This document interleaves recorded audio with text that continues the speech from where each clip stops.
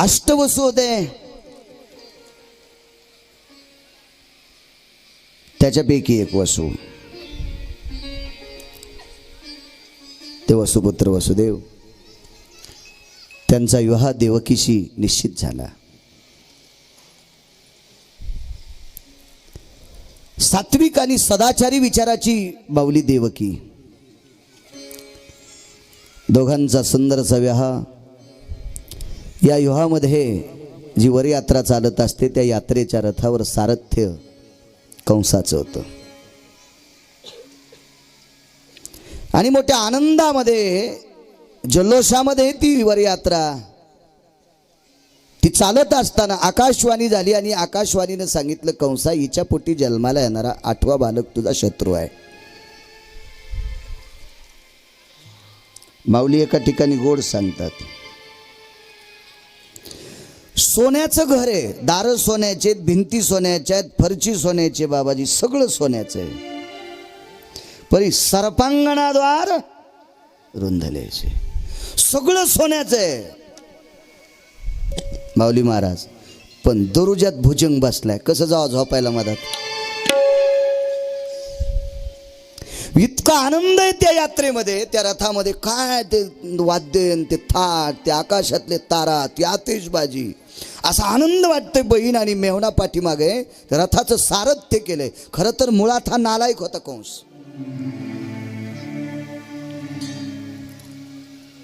कंसाला नालायक म्हणण्याची माझी लायकी नाही, भागवत म्हणते. पण तो सुद्धा आजच्या आनंदामध्ये इतका मग्न झाला, एवढा मग्न झाला की त्या आनंदाला सीमाच नाही. पण त्याला हे कळाल्याबरोबर लगेच शत्रू तयार झाला. माराया धावला हात तो धरीला वसुदेवे. का हात धरला माहिती? आपल्या देखता जर हिचा शेवट झाला तर आपला पुरुषार्थ मातीत जातो. लालनात पालयन्ते भार्या. काही काहीला समज नाही म्हणा, तुम्हाला नाही म्हणालो मी खरं.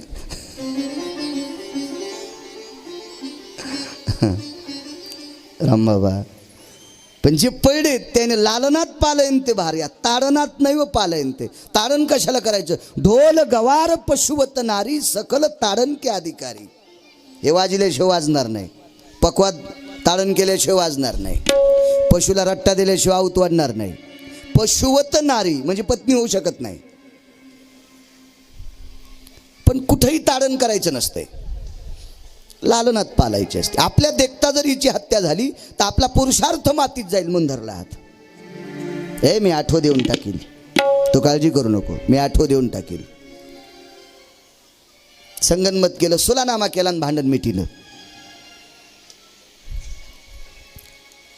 पण कालांतरानं काही माणसं कंसाला मिळाली. तो माणूस नव्हता, तो एक विद्वान साधू होता. त्या साधूनं कंसाला सांगितलं, राजन, आदा कदा देवकी आणि वसुदेव जर बाहेर गेले, तिकडंच जन्माला आलेलं 8वं अपत्य लपून ठेवलं तर तुम्हाला कसं माहीत होईल? मन ग्रहेषु बंदिस्त तेवच. मग बंदिस्त करा. मग कारागृहात टाकलं. राजा परीक्षितीने प्रश्न केला, गुरुदेव, एवढ्या मोठ्या उग्रसेनाच्या कुळामध्ये असा नास्तिक कंस कसा जन्माला आला? तर कंस हा उग्रसेनांचा पुत्र नसून द्रुमिल नावाच्या राक्षसाचा पुत्र होता.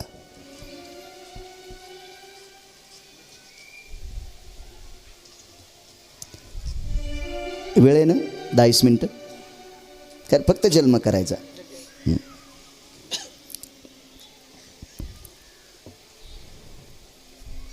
उग्रसेन महाराजांचं लग्न झालं. पत्नी चंचल स्वभावाची होती. मी मगाशी बोलून गेलो, कधी कधी देवावर नाही रुसायचं बरं, आपल्या मनाला विचारायचं आपण काय केलंय. आणि दुधामध्ये मीठ सुनाच्या हातानं पडू की सासूच्या हातानं पडू, दूध हे नासतंच. ते म्हणत नाही सासूबाईच्या हातानं पडू आता दूध नासणार नाही, असं कधी होणार नाही. ते नासणार अमोलजी महाराज. अपराध कोणी करू नाही भिडभार, तू का म्हणे साना थोर, कल्पना करा, 7व्या अवतारात भगवान प्रभू रामचंद्रानं किराताचं पोरग मारून त्याच्या आईला पुत्रहीन केलं, तिला दुःख दिलंय म्हणून याला 11 वर्ष 53 दिवस वसुदेव देवकीला सोडून गोकुळात राहावं लागले. मग त्याला जर फेडावं लागते तर आपण कोण्या झाडाचे पाले आहेत? अपराध प्रत्येकाला सारखा आहे. चंचल स्वभावाची बाई वनभोजना करता प्रसवन नावाच्या पर्वतावर जाण्याचं ठरवलं. पण त्या दिवशी न्यायाचा दिवस होता. राजाच्या जीवनात प्रत्येक मासाला एक न्याय असतो, एक दिवस न्यायाचा असतो. जेवढी खटले आपल्या राजदरबारी येतील त्या दिवशी त्या न्यायाधीशानं सगळे खटले निकाली लावायचे आणि त्या न्यायावर राजाची मुद्रा मारली की मग कोणाकडे काय कसला न्याय गेलाय ते मग वाटून टाकायचा. तो न्यायाचा दिवस त्या दिवशी रद्द झालं. आणि उग्रसेन महाराजाची पत्नी ऐकत नव्हती. रसोई पूर्ण तयार झालेली होती, स्वयंपाक पाकनिष्पत्ती झालेली होती. त्या रथामध्ये घातलं आणि काही व्यक्ती सोबत घेऊन ती प्रसवन नावाच्या पर्वतावर जेवण्यासाठी निघून गेली. देवांगणे समान सुंदर नाविन्यपूर्ण असणारी ती उग्रसेन महाराजांची पत्नी, तिला बघत असताना आकाशमार्गाने जाणारा दुर्मिळ नावाचा राक्षस त्याच्या अंतःकरणात काम उत्पन्न झाला. तो मायावी राक्षस होता आणि त्यानं त्याच वेळेला उग्रसेन महाराजांचं रूप घेतलं. योग आला, सोबत आणलेल्या रसोया सर्व खाऊन टाकल्या. तिच्या लक्षात यायला पाहिजे होतं एवढं जेवतोय ते अर्थी माणूस नाही. आणि मग रतिसुख मागितलं. खरं तर धर्मसिद्धांत असा सांगतो, सूर्याचे किरण जोपर्यंत साबूत आहेत तोपर्यंत पत्नीशी रतिसुख दिलं नाही पाहिजे. ही भारतीय हिंदू संस्कृती सांगते. ते निशाचरी कृत्य, ते पशुचं कृत्य.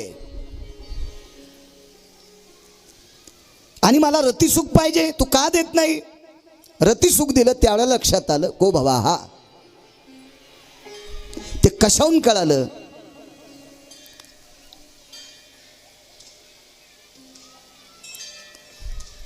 हे उग्रसेन महाराज नाहीत असं तिला कशाहून कळालं ते मी तुम्हाला बैठकीत सांगेल, कारण यांच्या पुढे सांगायचं माझं वय नाही, माफी असावी.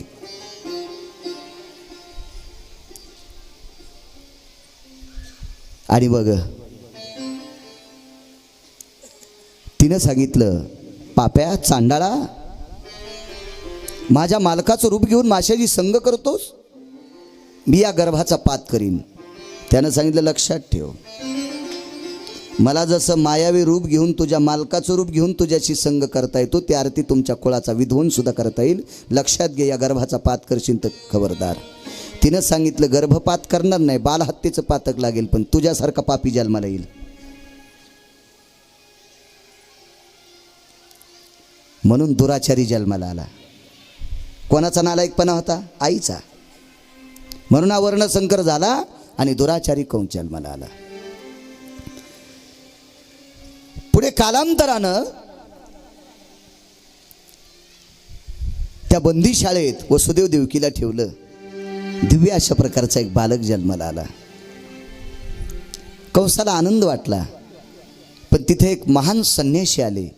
ते संन्यासी तुमच्या आमच्या मठावरले दुसरे कोणी नसून या भारतीय संस्कृतीतला 6व्या क्रमांकाचा संन्यासी देवर्षी नारद होते. आणि नारदांनी कंसाला सांगितलं, ज्याच्यासाठी एवढा आनंद व्यक्त करतो तो तुझा शत्रू आहे. अहो नाही देवर्षी, माझ्या ताईच्या पोटी जन्माला येणारा 8वा पुत्र माझा शत्रू आहे. पण नारदाने युक्ती काय लढवली माहिती आहे? कंसा, ठीक आहे, हाताची 5 बोट आहे, अंगठ्याला जर 1 म्हणलं तर करंगळी 5वी, आणि करंगळीला जर 1 म्हणलं तर अंगठा 5वा. मग देवकीला जर 8च मुलं झाले तर मोजतो कोणी कोण? त्याची बुद्धी संभ्रमात पाडली आणि पुण्य सारावया भेटे देवर्षी, वधी बाळकाशी ठेवणे. का? कारण याला बाल हत्येचं पाप वाढवून याचं पाप पुण्य संपवायचं होतं आणि पाप वाढवायचं होतं. साही मारी दुराचारी, साही मारली. 7वा गर्भ योग मायेनं रोहिणीच्या उदरी नेऊन घातला. एका पुराणाचं मत आहे वसुदेवाला 8 पत्न्या होत्या आणि 2 पुराण सांगतात वसुदेवाला 12 पत्न्या होत्या. त्याच्यापैकी रोहिणी एक आहे आणि देवकी एक आहे. बाकीच्यांचा उल्लेख कोणी करत नाही, त्याच्यामुळे मी ठेवतो.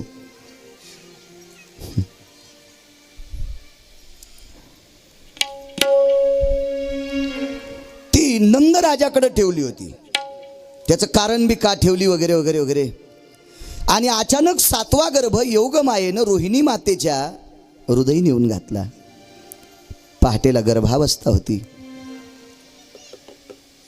कंसानं हे आमच्या नंदराजाच्या लक्षात आलं आणि नंदराजाने विचार केला जगामध्ये काय जगिन्य होईल.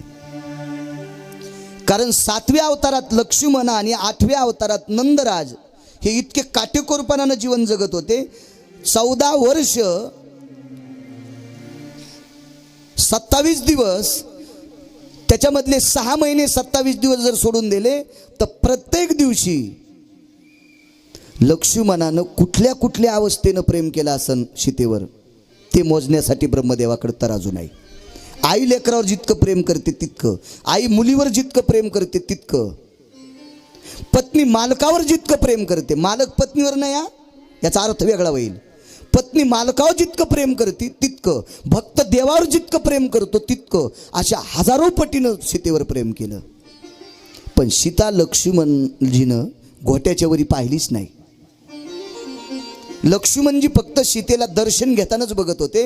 म्हणून ज्या वेळेला ऋषमुख नावाच्या पर्वतावर रावण सीतेचं हरण करत असताना लोपामुद्रेनं दिलेले 98 प्रकारचे दागिने सीतेनं ते गाठोडं खाली टाकलं. पंपा सरोवराच्या ठिकाणी प्रभू रामचंद्रानं ते गाठोडं लक्ष्मणजीच्या पुढे टेकलं आणि सांगितलं लक्ष्मणा दागिने कोणाचे ओळख. त्याच्यातले फक्त 2च ओळखिले, चाळ आणि नुपूर.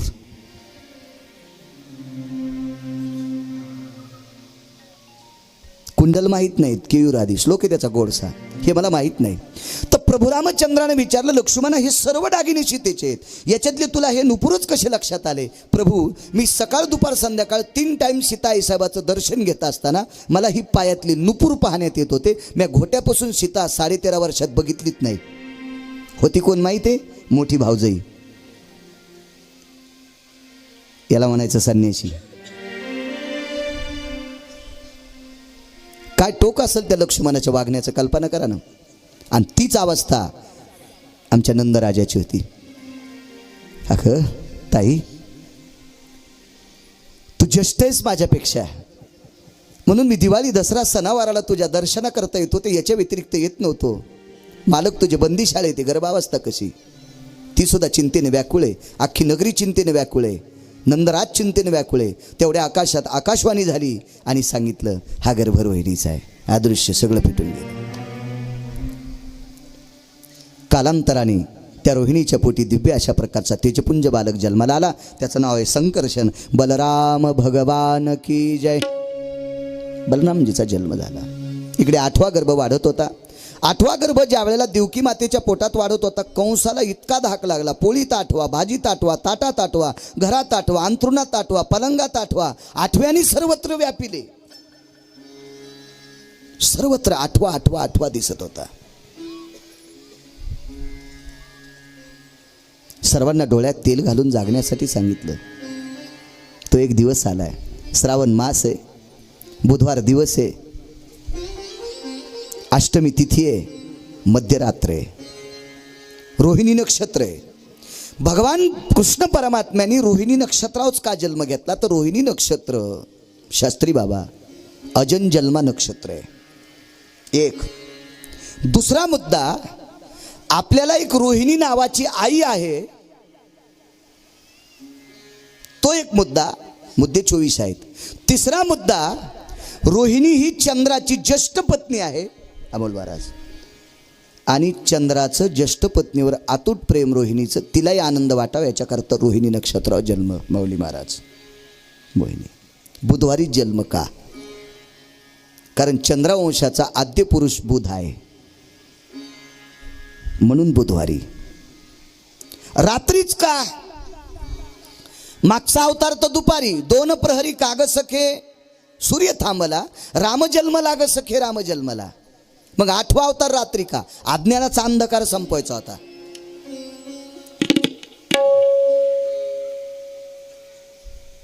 आणि निशाचरांचा सळबळ रात्रीचा असतो. रात्रीचे अवसरी व्यापारी जे निशाचरी. मग या पाप्यांचा सुळसुळाट संपवायचा होता, याच्याकरता रात्र.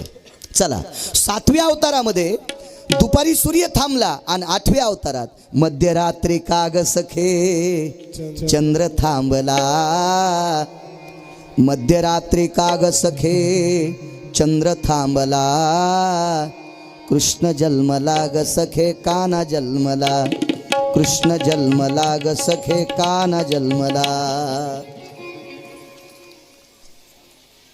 इकडे चंद्र थांबला तिकडे सूर्य थांबला. का? कारण चंद्राने सांगितलं 7वा अवतार सूर्यवंशी म्हणून तोच तिळभर थांबलाय, पळभर थांबलाय, क्षणभर थांबलाय. आमच्यासाठी काही म्हणून अष्टमीच्या दिवशी चंद्राची कोर उदयाला येत असते त्यावेळेला रात्री 12 वाजता जन्म, मध्यरात्री जन्म. चला श्रावण महिन्यातच का? याचंही निमित्त आहे. रात्रीच्या मध्यरात्री अष्टवर्षाची मूर्ती प्रगट झाली. कारण कृष्णाचा जन्म जरी मथुरेत झाला असेल पण साजरा गोकुळात करायचा असतोय. कारण तिथं जर फुलं फेकले असते तर कंसाला कळाला असताना जन्माला आलाय. आणि जीवनभर ज्यानं पाप केले त्याच्या नगरीत कशाला तरी उत्सव करायचा आहे, हेही काही कारण असेल शुकाचार्यांचं, म्हणून तिथं साजरा केला नाही, तिकडं केला. अष्टवर्षाची मूर्ती प्रगट झाली. आयुनी संभव प्रमाण क्षमा असेल. बाबा मला इथं ठेवू नका, नंदाच्या घराला मज नाही गोकुळाला, मला गोकुळाला घेऊन जा. तुम्ही म्हणताल रक्ष पाळते म्या मोहिले सकळ, ती म्या मोहून टाकले, तुम्ही काही काळजी करू नका. हातापायातल्या बेड्या माझा स्पर्श झाला की त्या गळून जात्याल, पायीची बंधने गळती. भगवान चिमुकले झाले. वसुदेवाने नेण्याची तयारी सुरू केली. खुंटीचं सूप काढलं. पा किती गोडवा आहे. ब्रह्मांडाचा मालक मथुरेतनं गोकुळात डालात नाही, टोपल्यात नाही, दुर्डीत नाही, टपात नाही, सुपात गेलाय. सुपात सूप होतं डोक्यावर, सूप. ते सूप काढलं खुंटीचं. देवकीचा अर्धा पितांबर फाडा, त्याला बाळंत म्हणत असतात, त्याच्यात देवाला गुंडाळला आणि त्या सुपात घेतलं. उचलीला कमलापती, उचलला. हातापायातल्या बेड्या गळाल्या. देवकीनं पदर धरला. मालक मला दाखवा. सांगितलं देवकी तू मायेमध्ये गुरफाटून जाऊन जर मला इथं थांबवशील तर हा जन्माला आला त्याला कळेल. जनी कंसाशी कळेल माझ्या बाळाशी मारील. हा जन्माला आला तर त्याला कळालं तर तो माझ्या बाळाला मारील ग. ऐक ऐक ऐक देवकी ऐक.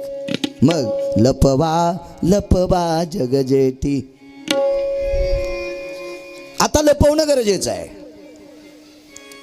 उचलल्याबरोबर ती रक्षपाळ झोपी गेले. बाहेर आले. मंद पाऊस पडत होता. तो पाऊस पावसाचा पाण्याचा नव्हता अमोलजी महाराज, शास्त्री बाबा. तो पाऊस अमृताचा होता. आणि अमृताचा वर्षाव याच्याकरता होत होता की याला बालपणात कसल्याही प्रकारचं विघ्न येऊ नये म्हणून अमृताचा पाऊस वरून पाडित होता. पण शेषाला दुःख झालं. आज अजित परमात्मा दुसऱ्याचं दुःख ज्याच्या स्मरणानं दुरुस्त होते तो दुःखी कसला म्हणून वरती छायाधरी शेष. नाही अमृत पडू देणार. वरी छाया धरली. आले यमुनेच्या तीरावर. यमुनेच्या तीरावर आल्याच्या नंतर यमुनेत प्रवेश केल्याबरोबर पाणी वाढू लागलं. यमुना ही कृतांताची काळाची बहीण आहे. 350 सागराच्या पत्न्यापैकी एक ही कृतांताची बहीण सागराची धर्मपत्नी आहे. मग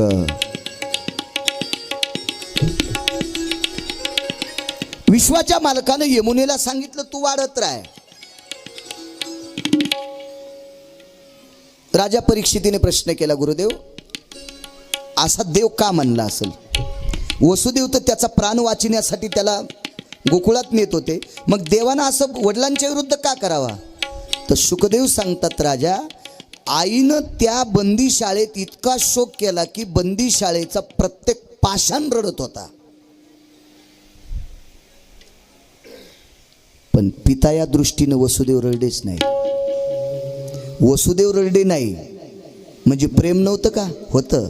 धन्य त्याचे ज्ञान शोक वधिता बालक नामा म्हणे. आणि ज्ञानी माणसं रडकी नसतात, कधी बी लक्षात घ्या. अज्ञानी माणसं रडत असतात.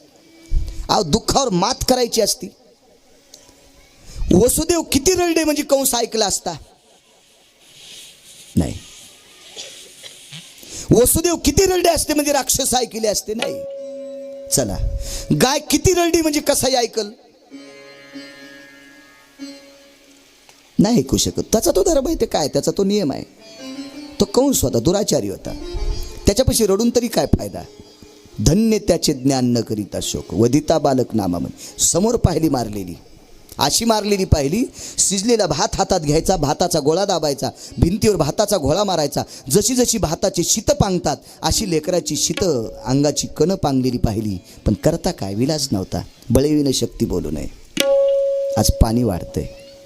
त्यावेळेला वसुदेवाच्या तोंडात पाणी जात असताना त्या यमुनेला विचार केला, तू कृतांताची बहीणेस, काळाची बहीणेस, भावासारखं कर्तव्य करतेस.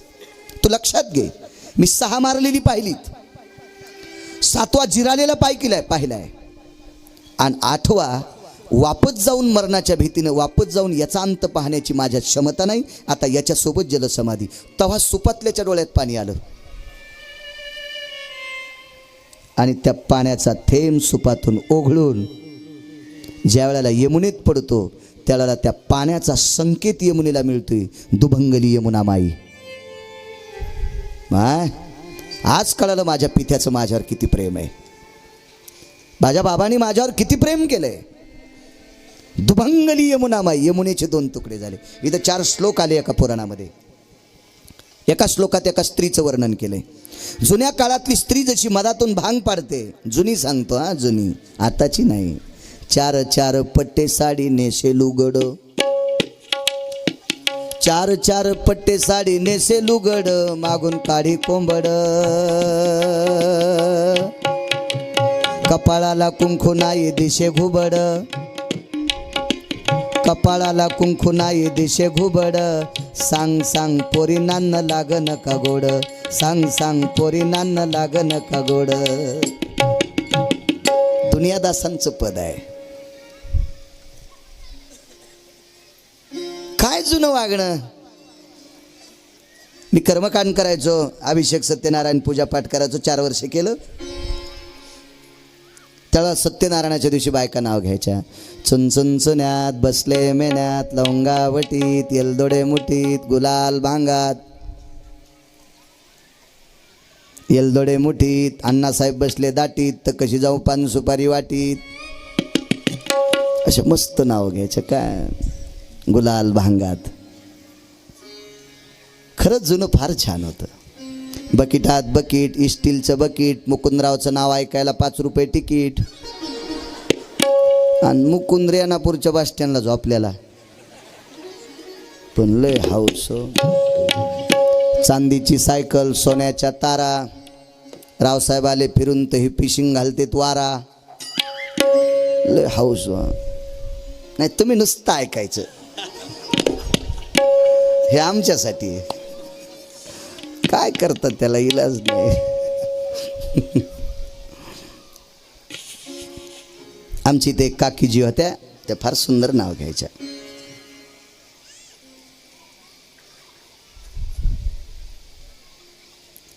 ₹12 की गाडी, ₹15 को घोडो, थाका झुंबर लाल मारो पीछा नहीं छोड़ो. त्या काकीजी होत्या त्या तसं नाव घ्यायच्या.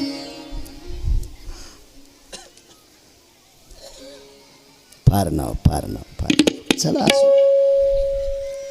जुनी संस्कृती, जुना गोडवा, जुना ओलावा, जिव्हाळा, प्रेम, जुनी गाणी, जुनी भाषा, जुनी बोल अत्यंत गोड असायची. दुभंगली यमुना माई.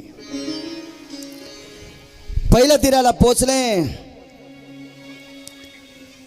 जे चित्त आहे, मन आहे, त्याचंच नाव गोकुळ आहे. गोकुळ काय, डोंगरे गुरुजींनी फार सुंदर वर्णन केलं. चित्त आहे, गोकुळ म्हणजे चित्त आहे, गोकुळ म्हणजे मन आहे, गोकुळ म्हणजे अंतःकरण आहे, गोकुळ म्हणजे प्राण आहे. म्हणून तर जगाचा बाप 11 वर्ष 53 दिवस तिथं, विश्वाचा मालक तिथं. नंदराजाच्या वाड्याला दरवाजे 4. गाय दरवाजा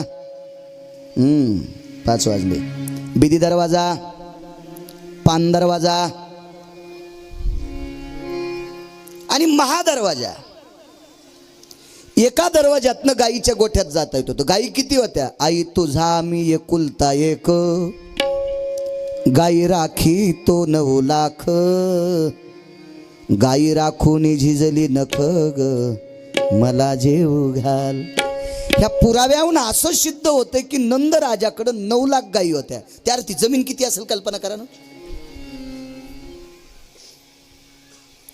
आणि 9 लाख गायी ज्या राजाला येतात याच्यात कर्तव्याची भूमिका घेतली पाहिजे.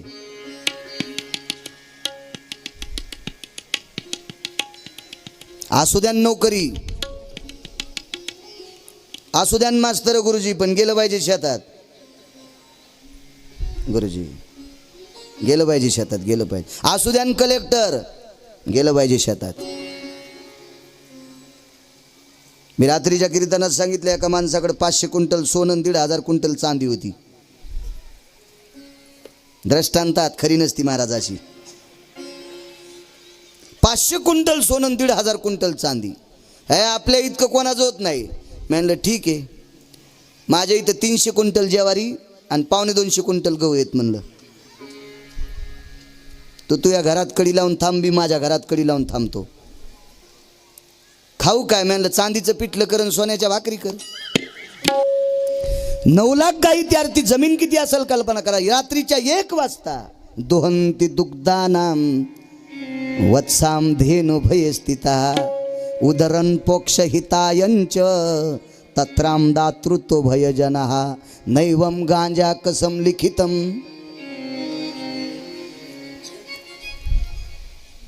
नऊ लाख गाई, किती श्रीमंत व्यक्ती असेल तरी रात्री दुधाच्या गाईला वैरण, तरी वासरांना वैरण. ही निष्ठा असते हो. लक्ष्मी कोणाला माळ घालीत नसते. उद्योगमवर धनते लक्ष्मी. हे आळशायला नसती लक्ष्मी माळ घालीत. कर्तव्य पाहिजे. एका माणसानं 2 एकर मूग पेरला.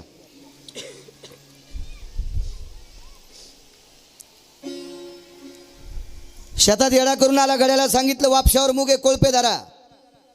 एक रोजदार लावला. कोळपे 2 असतात ना, मुगातले कोळपे, सोयाबीनमधले कोळपे, 2 कोळपे. आता कोळपे ही वजनदार वस्तू नसती, ती बारकी बरं का. तुमच्याकडे आवतालाही कोळपं म्हणत असतील एखाद्या, बारकं कोळपं. जाळं कोळपे ते दांड्या सगळ्यात बारक्या दांड्या अशा बांधल्या, घेतलं खांद्यावर, येठण त्यालाच गुंडाळलं. येठणच बांधित असते, त्याला दुसरी दोरी नसती. पण जाता जाता 5-6 हातात होत्या. एका कोळपेची इडी पडली. कोळप्याच्या इडीला किती रुपये लागत असतील? 5 रुपयाची इडी. कोळपेची इडी बारकी आता 10 रुपये घेत असतील. माझ्या लहानपणी 2 रुपयाला देत होते. बारकी इडी एकदम बारीक असते, सूक्ष्म. ही अशीच समजायची. इडी पडली.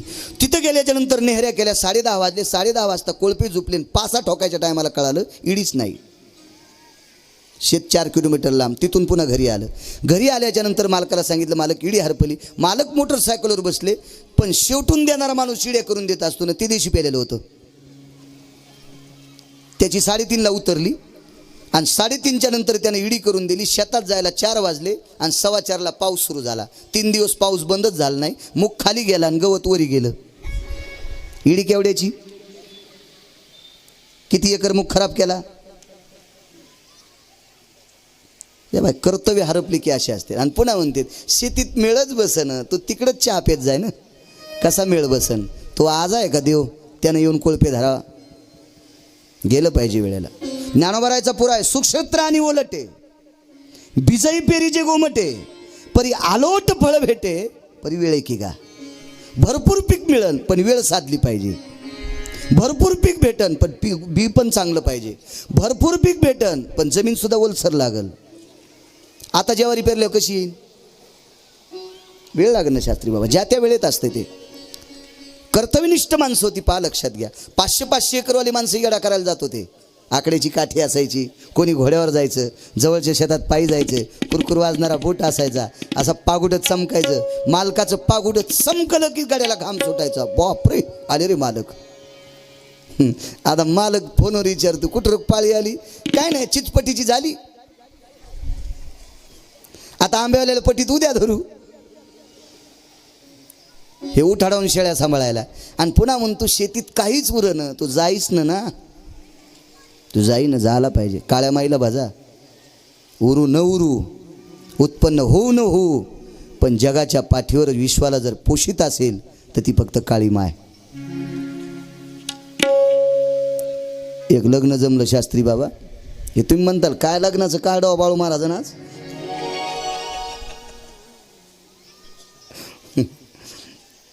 लग्न जमलं एक, आणि त्या लग्नामध्ये प्रतिष्ठित लोक आले, म्हणले आत्ताच लग्न करायचं. पोराचा बाप म्हणला माझे पाहुणे रावणे फोनवर बोलून घ्या. 2 लाख लोक जमले. फटफट फटफट संदेश टाकला, माणसं जमा झाली.